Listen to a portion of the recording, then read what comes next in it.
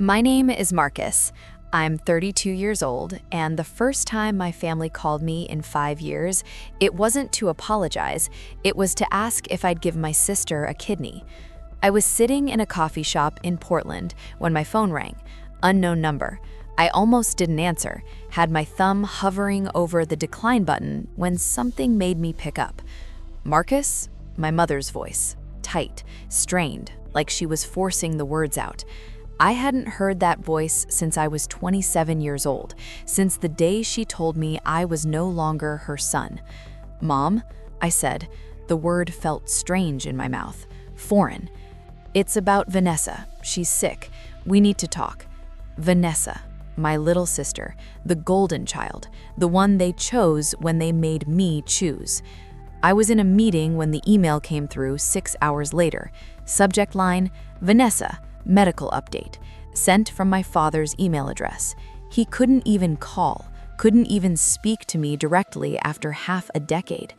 I opened it in the bathroom, stood in a stall at my tech company's headquarters, and read about how my 29-year-old sister had end-stage renal failure, how she'd been on dialysis for 8 months, how she needed a kidney transplant, how I was the only viable match in the family.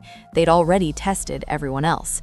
The email was formal, clinical, like a business proposal. We understand this is asking a lot given the circumstances. However, Vanessa's life is at stake. We hope you'll consider putting aside past differences for her sake. Past differences? That's what we were calling it now? Past differences? Not the fact that they'd disowned me for being gay. Not the fact that my father had told me I was choosing sin over family. Not the fact that my mother had packed my things in garbage bags and left them on the porch. Not the fact that Vanessa, sweet, perfect Vanessa, had stood in that doorway and said nothing while they destroyed me. Past differences. I sat on that toilet in a tech company bathroom, fluorescent lights buzzing overhead, and I laughed. Actually laughed, high and bitter and a little bit insane. They wanted my kidney. This is a story about impossible choices, family betrayal, and what happens when the people who abandoned you suddenly need you to save their lives. If you want to hear real stories like this, stories that don't shy away from the complexity of family, forgiveness, and the courage it takes to set boundaries, subscribe to this channel now. We share 3 deeply honest stories every week about navigating toxic relationships, choosing yourself, and finding peace in the aftermath. Hit that subscribe button and keep watching to see what Marcus decides to do. Let me take you back to the beginning, to before. I grew up in Augusta, Georgia, traditional Southern family. Father was a deacon at First Baptist Church. Mother taught Sunday school. We had dinner at 6 every night, grace before meals, church 3 times a week. My childhood smelled like honeysuckle and sweet tea and the particular brand of suffocation that comes from living in a place where everyone knows your business. Vanessa was born when I was 3. I remember my parents bringing her home from the hospital, this tiny, screaming thing wrapped in a pink blanket. I was obsessed with her immediately, wanted to hold her, feed her, protect her. Big brother instinct kicked in hard. We were close growing up, built forts in the backyard, put on plays in the living room, had elaborate inside jokes that made our parents roll their eyes. She was my person, my favorite human. I came out when I was 22. College had been my escape hatch, University of North Carolina, far enough from Augusta that I could breathe. I studied computer science, made friends who didn't care about church attendance, dated guys without hiding it. For 4 years, I got to be myself. But I couldn't stay in that bubble forever. After graduation, I moved to Atlanta, got a job at a startup, lived in a tiny apartment in Midtown with my boyfriend, Jason. We were happy, normal, went to brunch, argued about whose turn it was to do dishes, talked about maybe getting a dog. I knew I'd have to tell my family eventually, kept putting it off, made excuses why Jason couldn't come to Christmas, why I was too busy to visit for Easter. My parents started asking questions. Why was I always avoiding them? Why didn't I have a girlfriend yet? When was I going to settle down and give them grandchildren? Vanessa was the one who pushed me. She called one night in October. She was 24 then, just out of college herself, working as a teacher in Augusta, still living in our hometown, still going to our parents' church, still very much in that world. "You have to tell them," she said. "They're starting to make up stories. Mom thinks you're in some kind of trouble. Dad thinks you're depressed. Just rip off the Band-Aid, Mark. They love you. They'll understand." She really believed that. I flew home for Thanksgiving, brought Jason with me, introduced him as my boyfriend during dinner prep while Mom was mashing potatoes and Dad was carving the turkey. The potato masher hit the floor. "You're joking," my father said. Not a question, a statement, a command almost. Like if he declared it a joke, it would become one. "I'm not joking, Dad. This is Jason. We've been together for 2 years. I wanted you to meet him." My mother made a sound, this small, choked noise like something had died in her throat. Vanessa was in the doorway. I looked at her, waited for her to say something, anything. We'd talked about this. She'd told me it would be okay. She looked at the floor. "Get out," my father said. "Dad!" I said, "Get out. Get out of my house. You're not—" His voice cracked. He was shaking. "You're not my son. Not if you're going to choose this lifestyle, this sin." "It's not a choice," I said, quiet, calm. I'd practiced this conversation in my head 100 times. "This is who I am. I've always been—" "Don't," my mother's voice, sharp. "Don't you dare. We raised you in the church. We raised you right. This is a choice you're making, a path you're choosing. And if you choose that path, you're choosing to leave this family." Jason touched my arm. "We should go." "No," I said. "No, we're going to talk about this. We're going to—" "There's nothing to talk about." My father stood up. 6'2", broad shoulders, the kind of man who commanded a room just by existing. "You can change this. You can get help. There are programs, therapies. Pastor Richards has resources. If you're willing to do the work, to commit to changing, then we can—" "I'm not changing," I said. "There's nothing to change. I'm gay. I've always been gay. I'm just finally living honestly." "Then you're choosing hell," my mother said. "And we can't watch you do that. We can't enable it. We love you too much to support you in this." I looked at Vanessa again. She was crying, silent tears running down her face. "Nessa," I said, "say something." She opened her mouth, closed it, shook her head. "Please," I whispered. "I'm sorry," she said. So quiet I almost didn't hear it. "I'm sorry, Mark, but they're right. This isn't who you're supposed to be. Maybe you could just try for us?" That's when I knew. She wasn't on my side, had never been on my side.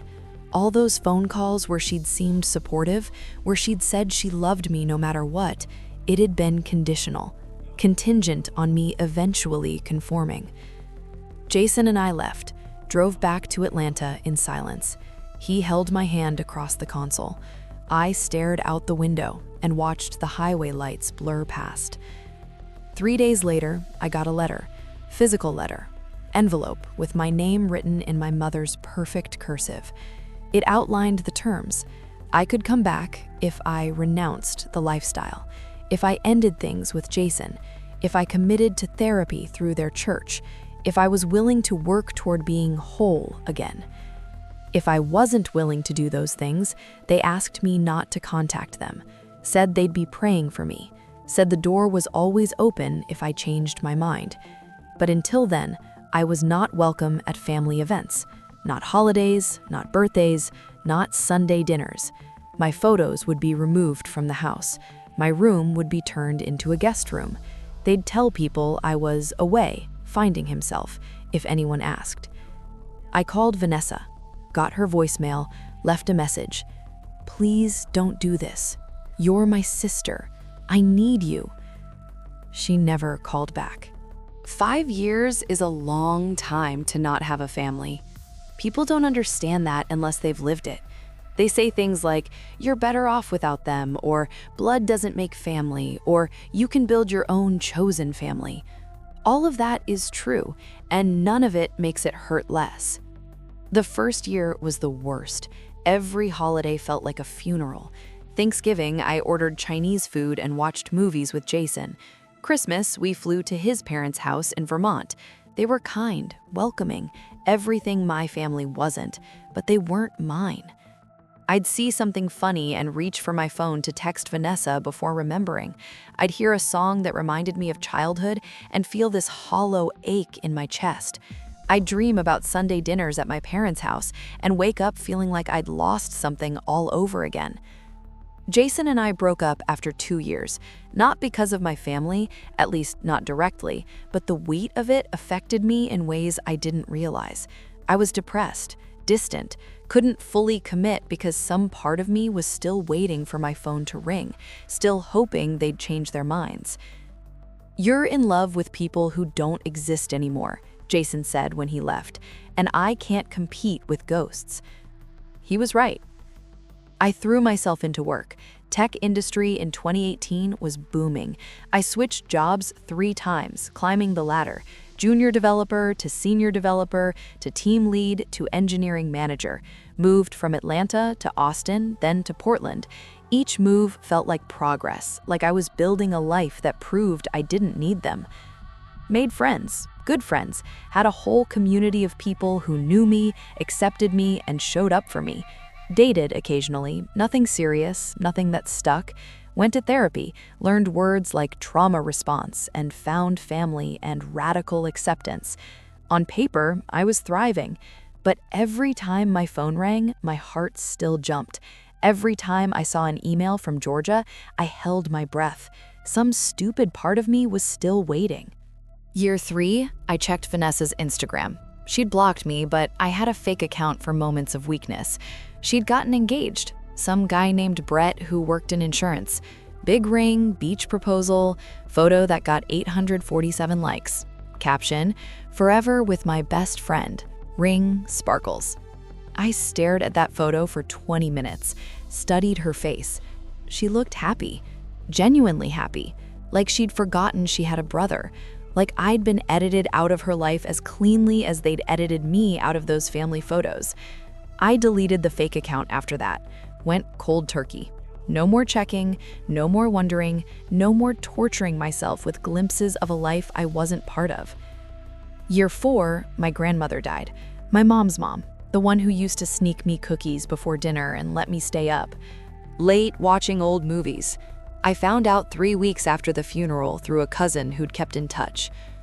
"I thought someone would have told you," she said on the phone. "I assumed—" "No one told me," I said. "I'm sorry, Marcus. She asked about you at the end, wanted to know if you were okay." I hung up and cried for the first time in 2 years. Not gentle crying, the kind that makes you feel like you're breaking apart, like something fundamental is tearing inside you. Year 5, I stopped waiting. Not dramatically, no big moment of acceptance, just gradually realized I was no longer checking my phone with that little spark of hope, was no longer holding my breath when I saw a Georgia area code, was no longer organizing my life around the possibility of reconciliation. They were gone, I was here. That was the reality. I focused on work, got promoted to senior engineering manager at a great company in Portland, led a team of 15 developers, made good money, got fulfillment from mentoring junior engineers, felt like I was building something that mattered. Dated a guy named Chris for 6 months. He was a graphic designer. Funny, kind, completely wrong for me in ways we both knew but ignored because we liked each other. We broke up amicably, stayed friends. Bought a condo in Northwest Portland. Small but nice.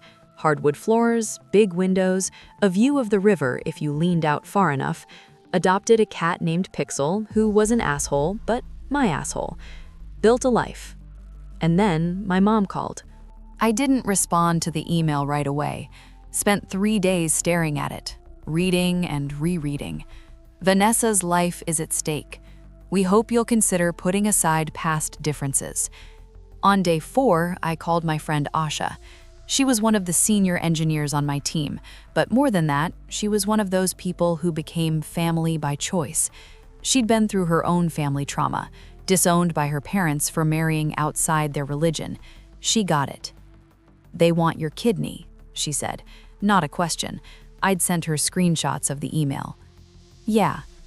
And you're actually considering it?" I was quiet. "Marcus," she said gently. "Why?"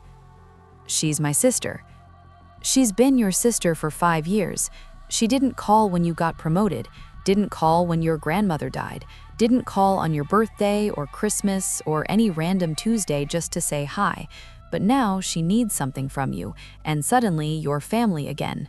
"I know," I said. "So why are you considering it?" I thought about that. Really thought about it. "Because if I don't and she dies, I'll spend the rest of my life wondering if I could have saved her. And that's worse than knowing they don't actually want me. They just want my organs." Asha sighed. "You're a better person than me. Or a stupider one. That too." I called my mother back on day 5. She answered on the second ring. "Marcus?" "I need more information," I said. No greeting, no small talk. We weren't doing that. "I need to talk to her doctors. I need to understand what we're dealing with, and I need to know exactly what the process looks like." Of course. I'll send you Dr. Patel's information.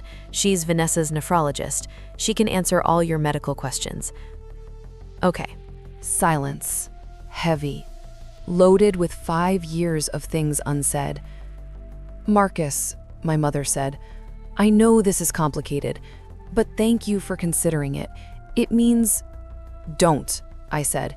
"Don't tell me what it means. Just send me the doctor's information." I hung up. I spent the next week researching, talked to Dr. Patel, who was professional and thorough, learned about kidney donation, about the surgery, about recovery time and risks and long-term implications, learned that donors can live full, healthy lives with one kidney, that the success rate was good, that I'd probably be fine. Also learned that Vanessa had polycystic kidney disease, genetic condition, progressive. Both her kidneys were failing.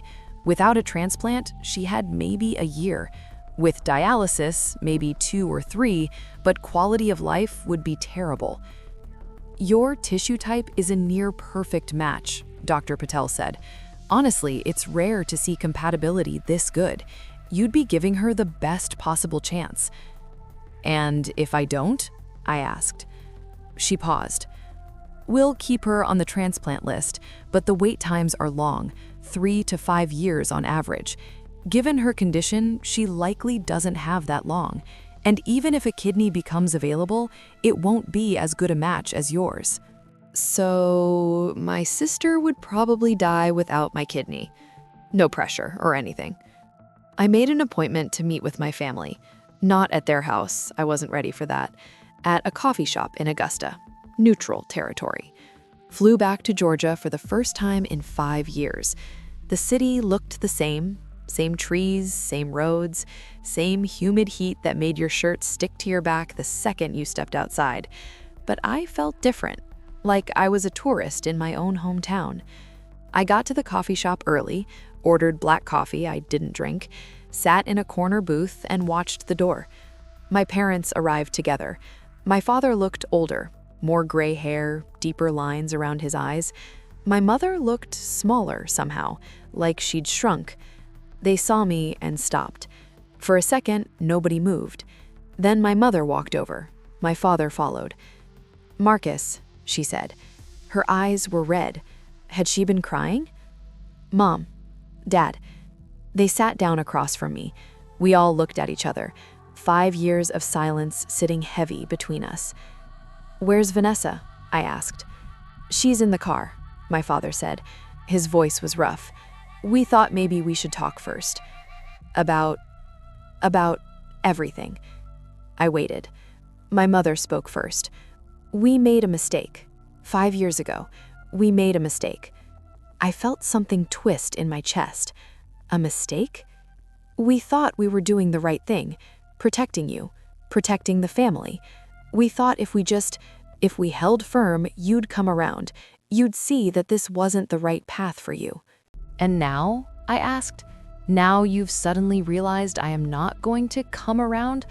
Or is it just convenient to reconsider now that you need something from me?" My father flinched. "That's not fair." "Isn't it?" I leaned forward. "You disowned me, told me I wasn't your son, cut me off completely for 5 years. Didn't call when I got promoted, didn't call on my birthday, didn't tell me when grandma died. But now Vanessa needs a kidney and suddenly I'm family again? Tell me how that's not exactly what this is." "Because we were wrong," my mother said, tears now running down her face. "We were wrong, Marcus, about all of it. About thinking we could change you, about thinking love had conditions, about choosing our faith over our son." I stared at her. "You expect me to believe that, right now, when it's convenient?" "I know how it looks," my father said, "but we've been talking about this for over a year, since before Vanessa got sick. Your mother's been going to a different church, one that's affirming. She's been reading, learning. We both have." "Why didn't you call?" I asked. "If you've been reconsidering for a year, why didn't you reach out before you needed something?" My mother looked down at her hands. "Because I was ashamed. Because I didn't know how to apologize for something so big. Because every time I picked up the phone, I thought about how I treated you, how I let you walk away, and I couldn't find the words." "So you waited until you had no choice." "Yes," she said quietly. "Yes, I waited until I had no choice, and that makes me a coward. I know that." We sat in silence. "I want to see her," I said, finally. "Vanessa, I want to hear from her directly." My father nodded. "She's ready to talk to you. We'll bring her in." He went outside, came back 2 minutes later with Vanessa. She looked terrible, thin in a way that wasn't healthy. Dark circles under her eyes, moved slowly, carefully, like every step hurt. She saw me and stopped. "Hi," she said. Small voice, scared voice. "Hi, Nessa." She sat down next to our parents. We all looked at each other. "I'm sorry," she said. "I'm so sorry, Mark, for not defending you, for choosing them over you, for being a coward." "Why didn't you?" I asked. You knew I was gay before I told them. We talked about it. You said it was okay." "I know." Tears now. "I know I did, but when it was real, when it was in front of them, I couldn't do it. I was scared of losing them too, scared of what it would mean for me if I took your side." "So you let them destroy me to save yourself?" She nodded. "Yes, that's exactly what I did." At least she was honest. "I don't expect you to forgive me," Vanessa continued. "I don't expect you to give me your kidney. I know I have no right to ask you for anything after what I did, but I'm asking anyway, because I'm scared, and I'm dying, and you're my brother, and I miss you." Her voice broke on those last words. I looked at her, really looked at her. This person I'd loved more than almost anyone. This person who'd betrayed me in the worst possible moment. "I need time," I said. "I need to think about this, all of this." "How much time?" my father asked. "As much as I need." Marcus is at the center of an impossible decision, and what he chooses next will define the rest of his life.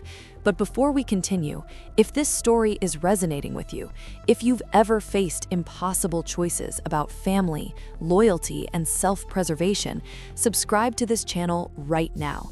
We share 3 stories like this every week, real stories about complex family dynamics, the cost of boundaries, and what it means to choose yourself. These aren't feel-good fairy tales. They're honest explorations of the hardest decisions people face. Click subscribe and let's see what Marcus decides. I stayed in Augusta for 3 days. Weird experience being back. drove past our old house, they still lived there, past the church where I'd spent every Sunday of my childhood, past the high school where Vanessa and I had both graduated. Everything looked smaller, less significant, like I'd built these places up in my memory as giant, insurmountable things, but in reality, they were just places. On day 2, I met with Dr. Patel again, this time in person, went through all the medical details. The surgery would take 3 to 4 hours. Recovery would be 6 to 8 weeks. Risks included infection, bleeding, blood clots. Long-term, I'd need to be more careful about certain medications, avoid contact sports, stay hydrated. But I could live a normal life? I asked. Absolutely. Most donors go on to live completely normal, healthy lives. Your remaining kidney will compensate. You'll need regular checkups, but overall, you should be fine. Should be, not would be. Should be. I met with Vanessa alone on day 3. Coffee shop again. She looked a little better, or maybe I was just getting used to how sick she looked. "Tell me about your life," I said. "The last 5 years. I want to know what I missed." She talked about meeting Brett, about the engagement, about her job teaching 2nd grade, about their apartment in downtown Augusta, about how they'd been trying to have kids when she got sick, about how the diagnosis had derailed everything. "Brett's been amazing," she said. "Stuck with me through all of it. The dialysis, the hospital stays, the bad days. I don't know what I'd do without him." "I'm glad you have someone," I said, and meant it. "What about you?" she asked. "Are you seeing anyone?" "Not right now. I date, but nothing serious. Work keeps me pretty busy." "Mom said you're doing really well. Some big tech job in Portland?" "Yeah, senior engineering manager. It's good work." "I'm proud of you," she said quietly. "I know I don't have the right to be, but I am." We sat with that for a moment. "Can I ask you something?" I said. "Anything." "Do you actually accept me now? Like, really accept me? Or are you just saying that because you need my kidney?" She looked me dead in the eye. "Both." I blanked. "Both?" "Yeah, both. I do accept you. I've been working on that, went to therapy, realized how fucked up my thinking was. But am I only reaching out now because I need you?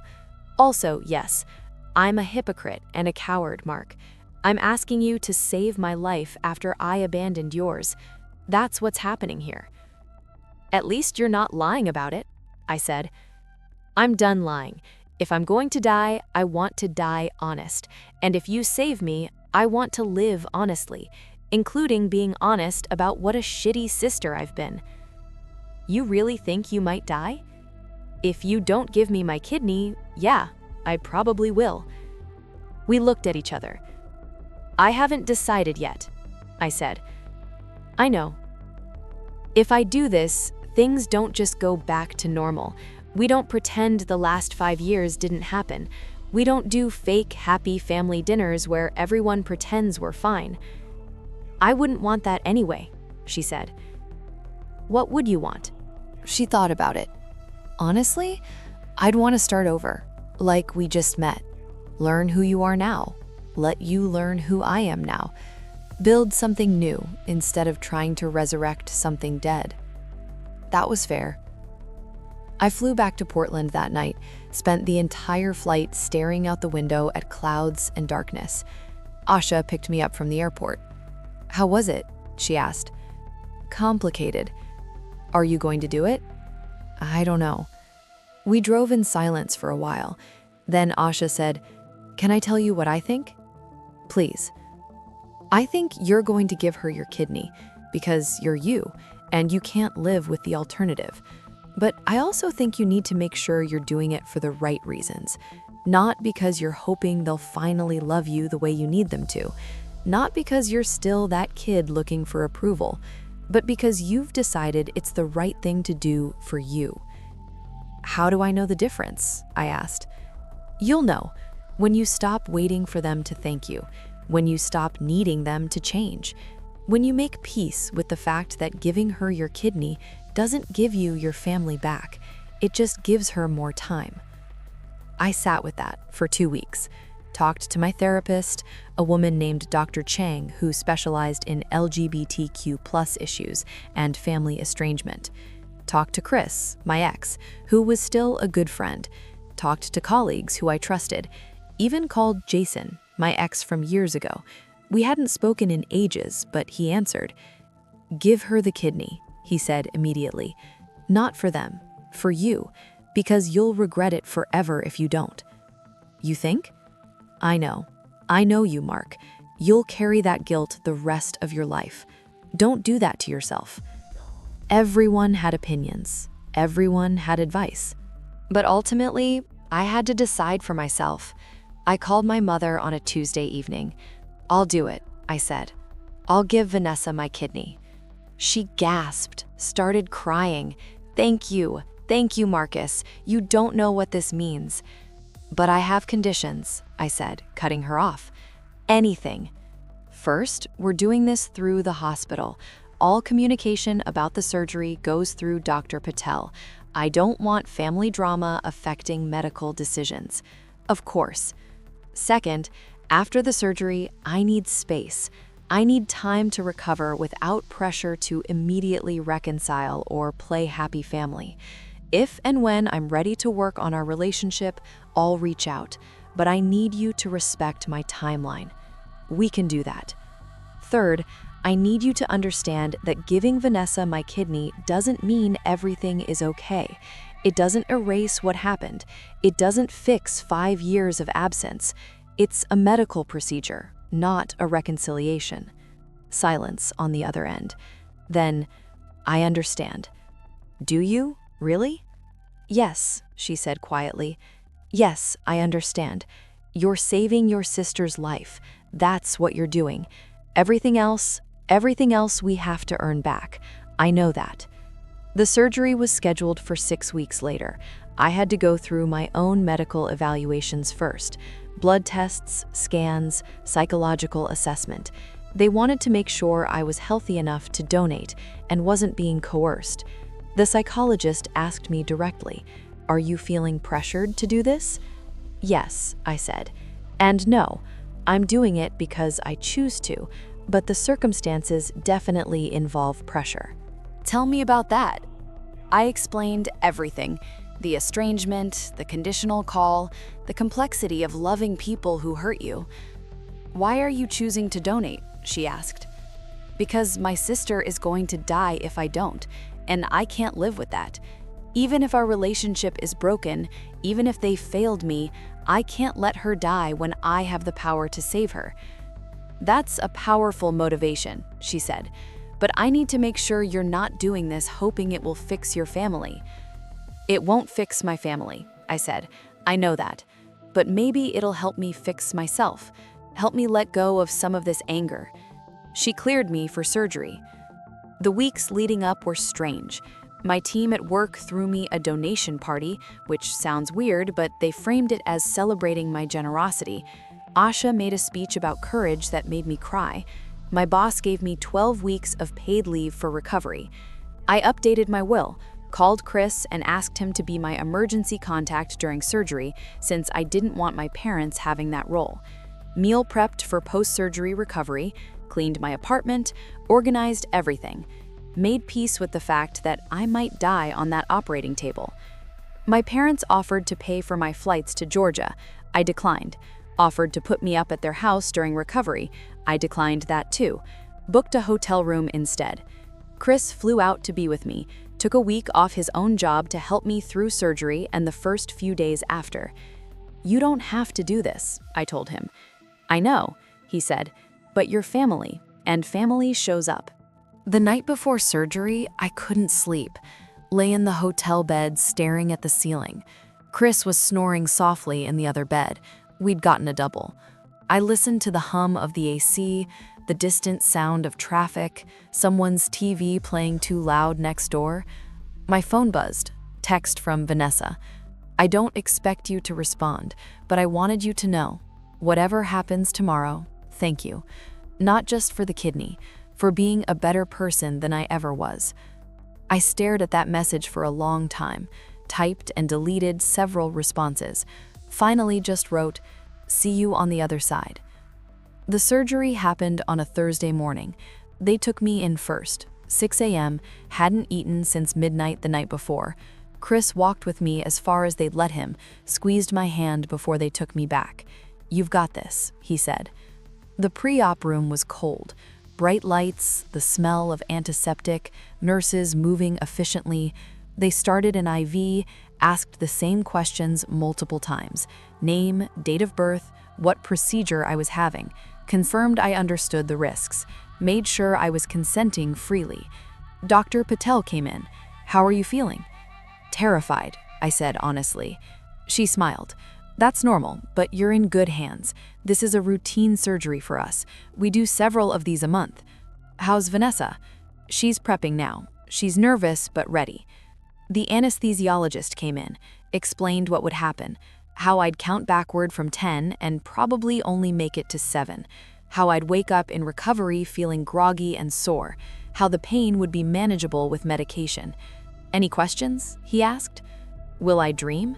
He looked surprised. "Maybe. Some people do. Most don't remember." They wheeled me into the OR. Huge room, even brighter lights, lots of equipment I didn't understand, people in scrubs and masks, everyone moving with purpose. They positioned me on the table, started counting down. 10, 9, 8. I thought about Vanessa, about my parents, about the life I'd built without them. 7, 6. Thought about Jason and Chris and Asha and Dr. Chang, about chosen family. 5, 4. Thought about forgiveness, whether this was it, whether cutting someone open and taking a piece of yourself to save them counted as forgiveness. 3, 2, nothing. I woke up in stages. First was sound, beeping monitors, hushed voices, someone saying, "He's coming around." Then sensation, pain, dull, deep pain in my left side, dry mouth, something in my throat making me gag. "Easy, Marcus, easy. You still have the breathing tube. We're going to remove it. On 3. 1, 2, horrible feeling of something being pulled from inside me, coughing, gasping. That's good. Breathe, nice and slow. Vision came last, blurry figures in blue, slowly focusing, a nurse leaning over me. "Welcome back," she said. "Surgery went perfectly. You did great." "Vanessa?" My voice was barely there, scratchy, raw. "She's in recovery too, doing well. The kidney is functioning already." I faded in and out for a while. Time felt weird. Could have been hours, could have been minutes. When I properly woke up, I was in a hospital room. Chris was there, sitting in a chair by the window, scrolling through his phone. "Hey," I croaked. His head snapped up. "Hey, you're awake. How do you feel?" "Like someone stole my kidney." He laughed.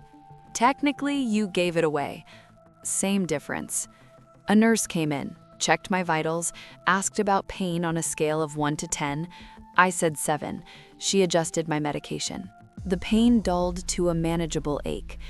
"Your parents are in the waiting room," she said. "They've been asking to see you. Are you up for visitors?" I looked at Chris. He raised his eyebrows. "Your call." "Not yet," I said. "Maybe tomorrow." The nurse nodded and left. "Good boundary," Chris said. Recovery was harder than I expected. Not the physical pain, that was bad, but the meds helped. The emotional part was harder. I'd given my sister a piece of my body, a literal organ, and I didn't know what to do with the feelings that came with that. Day 2, they let me walk. Shuffled down the hospital corridor, pushing my IV pole, Chris beside me for support. Felt like an old man. Every step hurt. We passed Vanessa's room. The door was open. I could see her in the bed. Still looked terrible, but different terrible. The yellow tinge to her skin was gone. She was sitting up, alert. She saw me. Our eyes met. I kept walking. Day 3, Dr. Patel came by. "You're healing beautifully. Kidney function is normal, no signs of complications. We'll likely discharge you tomorrow if you continue improving." How's Vanessa? Responding wonderfully. The new kidney is working perfectly.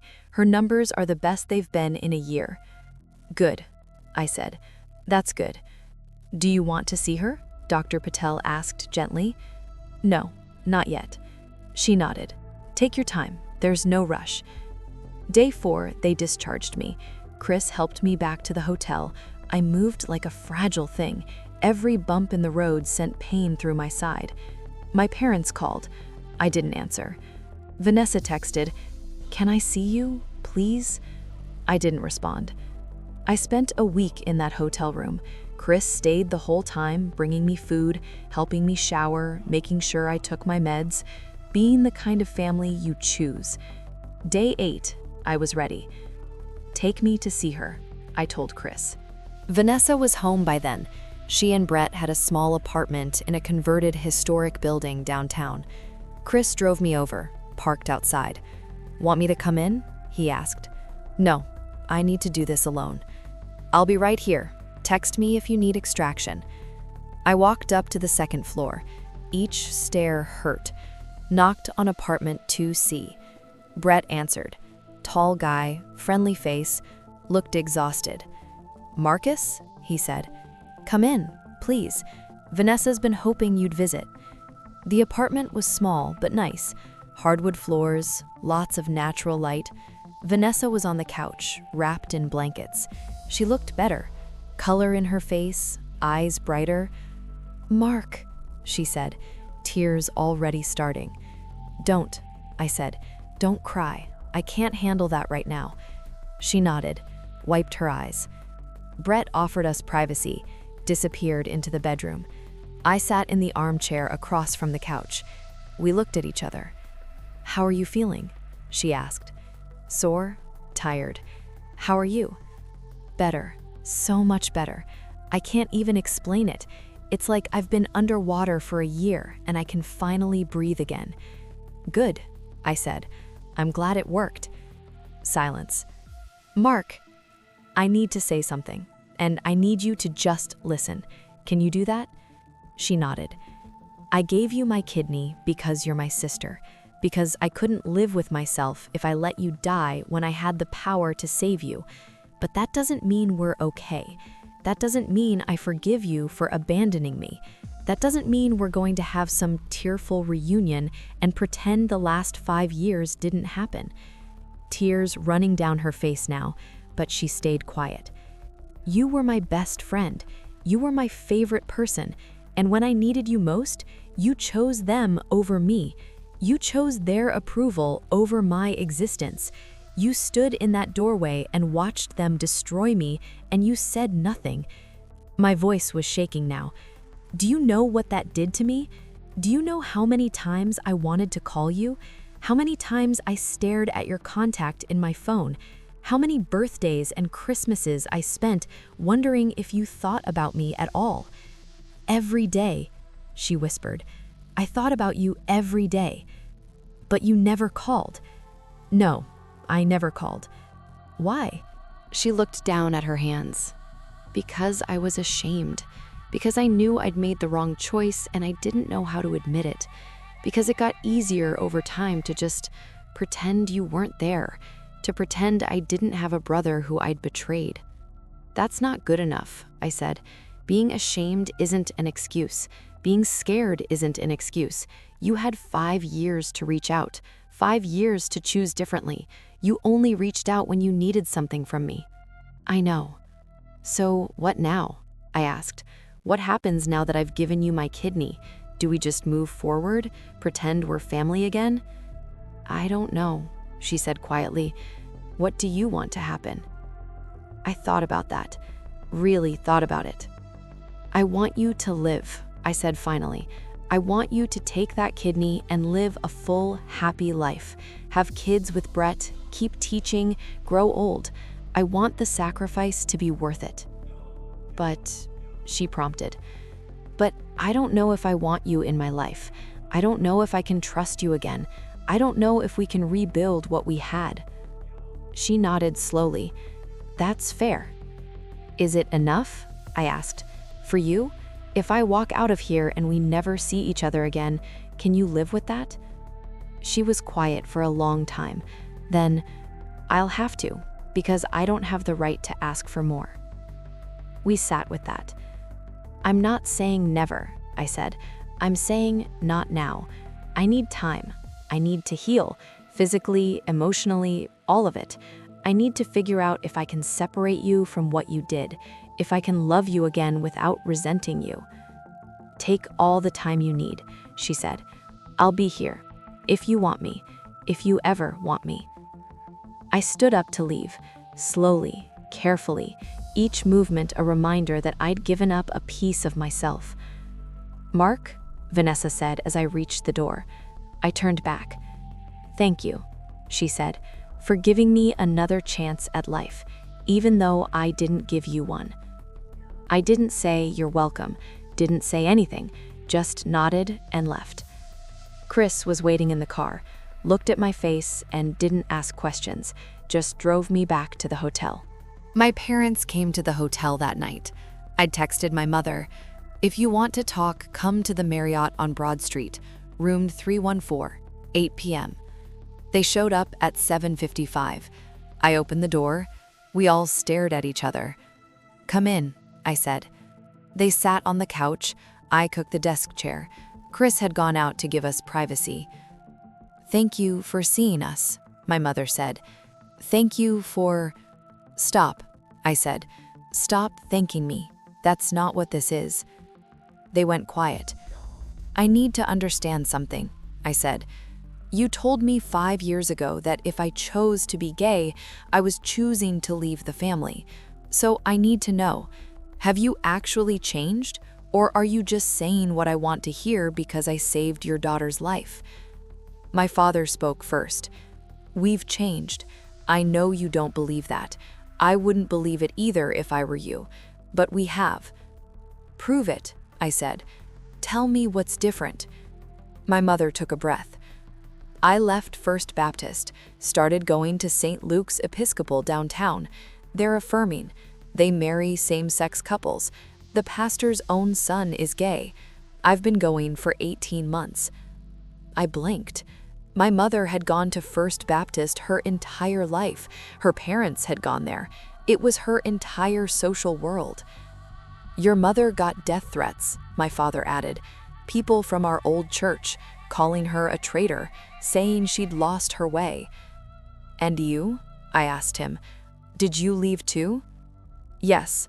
Took me longer. I was still going to First Baptist until about 6 months ago, but I couldn't reconcile it anymore.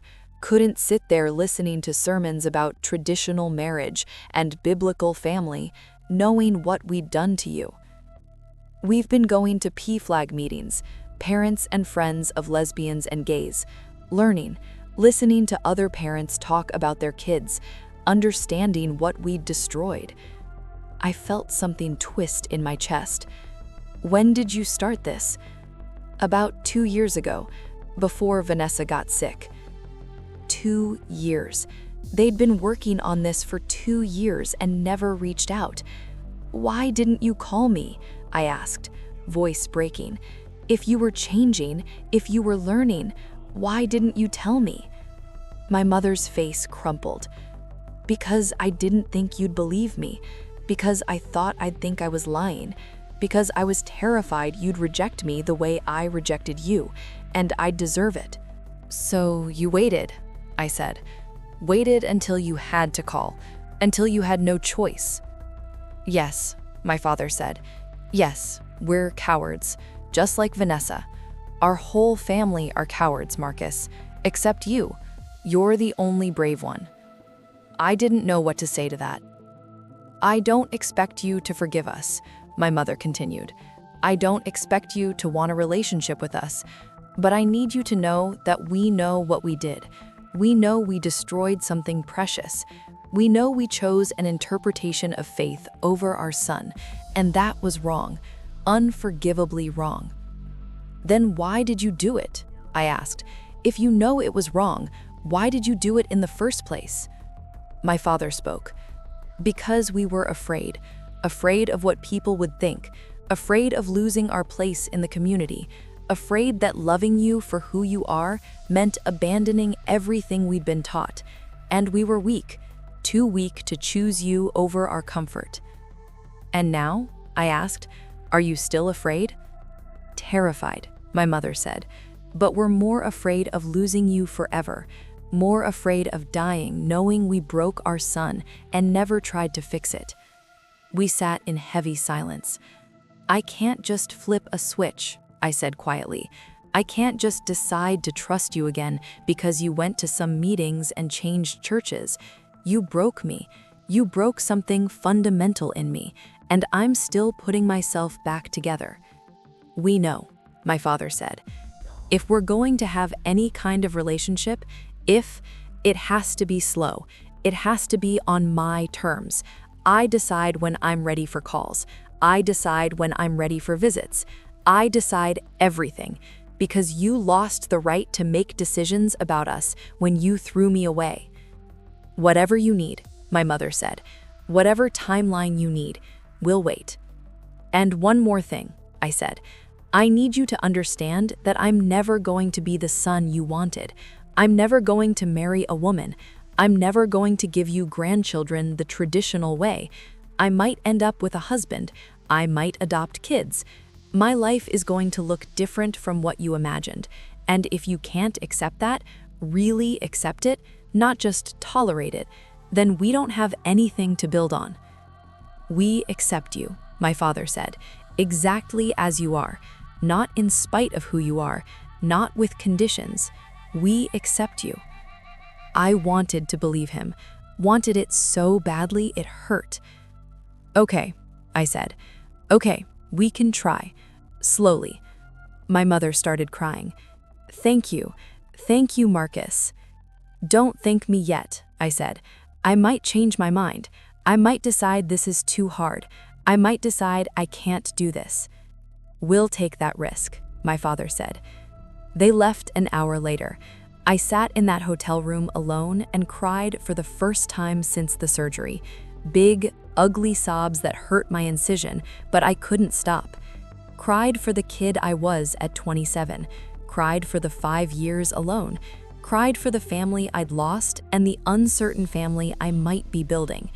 Chris came back eventually, found me on the floor, back against the bed, tear-streaked and exhausted. He didn't say anything, just sat down next to me, put his arm around my shoulders. You're so fucking brave, he said. I don't feel brave, I said. I feel tired. That's what brave looks like, he said. I went back to Portland 2 weeks after surgery. Recovery was slow. Took a full 8 weeks before I could walk without pain. 10 weeks before I could sleep on my left side. 3 months before I felt like myself again. Work was understanding. My team sent care packages, stupid stuff like fuzzy socks and comic books, and a balloon that said, "World's best organ donor," that made me laugh so hard I pulled my stitches.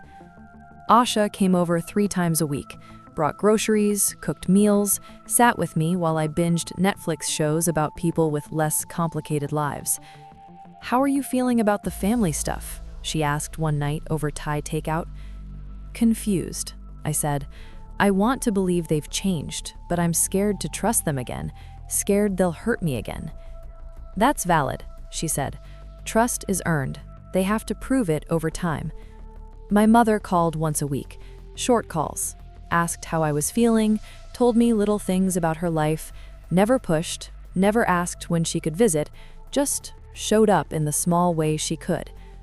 My father sent emails, links to articles he'd read about LGBTQ+ issues, comments like, "This helped me understand," or "I wish I'd known this years ago."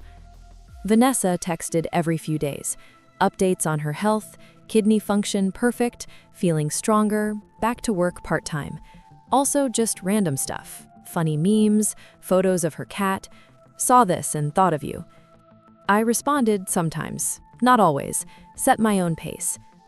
4 months after surgery, Dr. Patel wanted a follow-up. I flew back to Georgia for the appointment. 1-day trip, in and out. My mother asked if she could pick me up from the airport. I almost said no. then thought, this is what trying looks like. Okay, I said. She was waiting at arrivals, looked nervous, holding a sign that said Marcus, like I wouldn't recognize my own mother. Hi, she said. How was the flight? Fine, turbulent over Tennessee.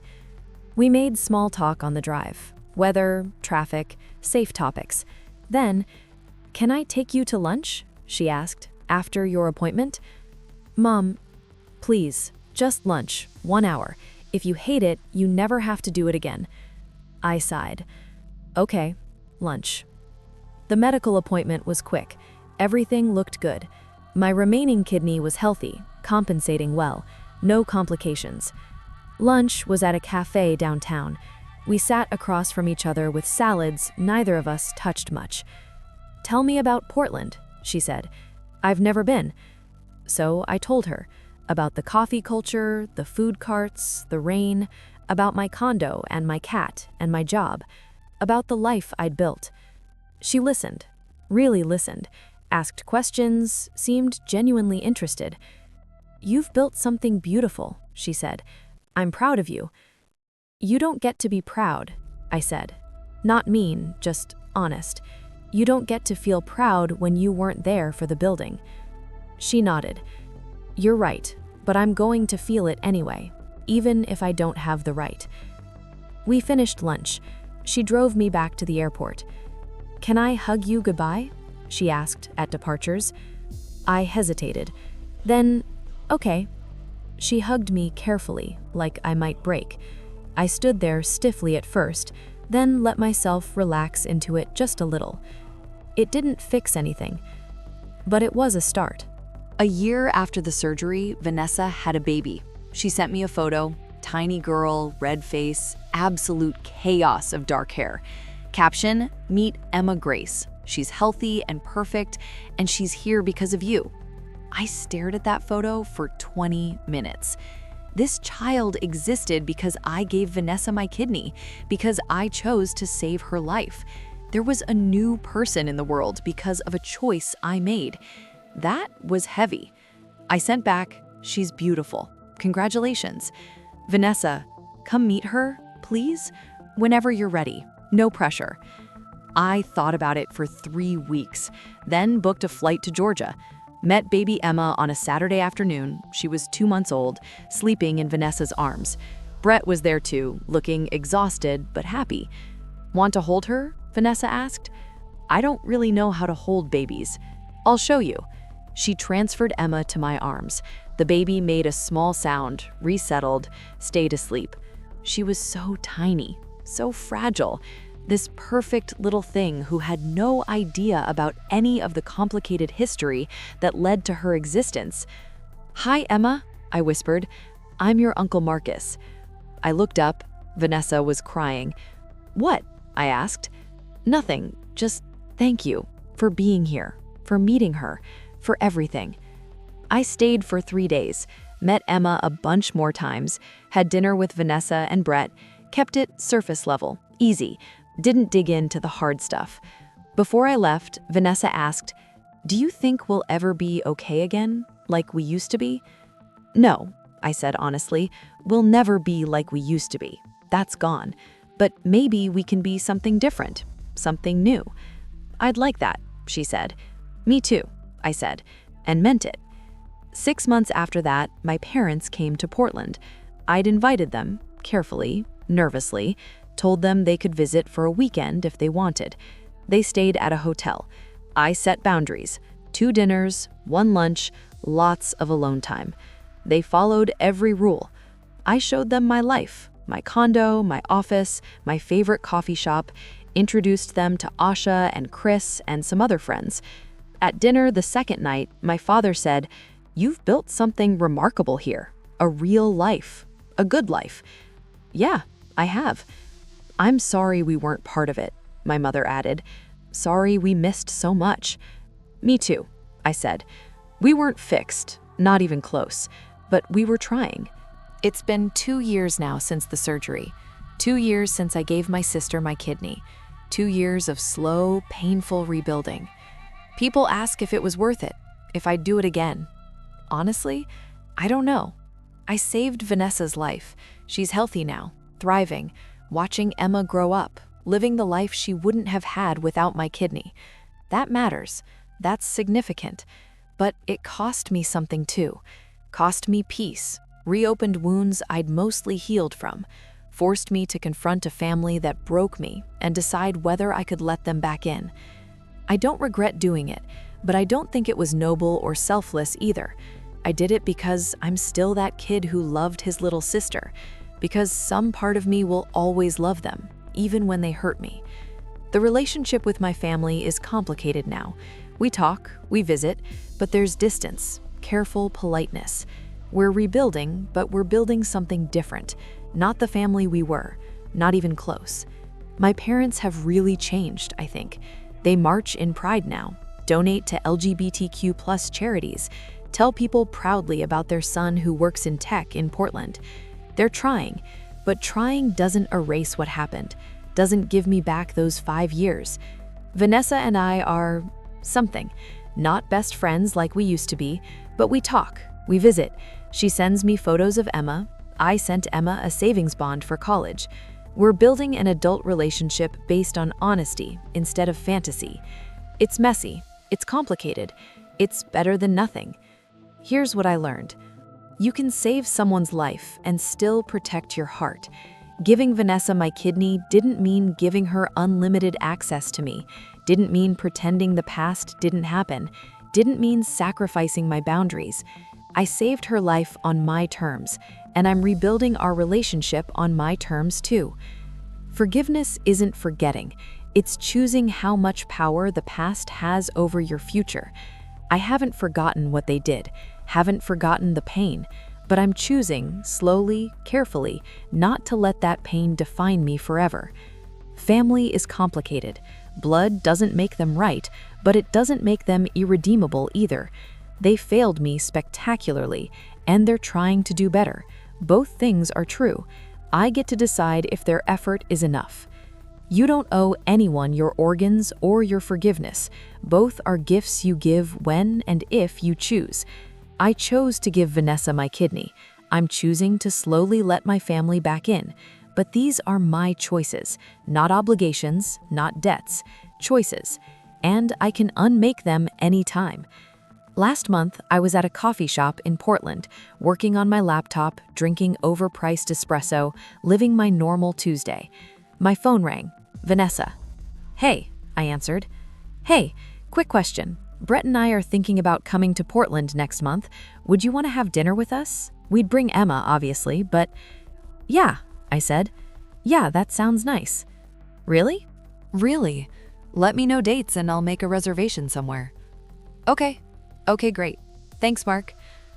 After we hung up, I sat there thinking about how strange it was, how normal that conversation had been, how we'd gotten here, to a place where my sister calling to make dinner plans felt almost regular. The trauma doesn't disappear. The hurt doesn't vanish, but it becomes part of your story instead of the whole story.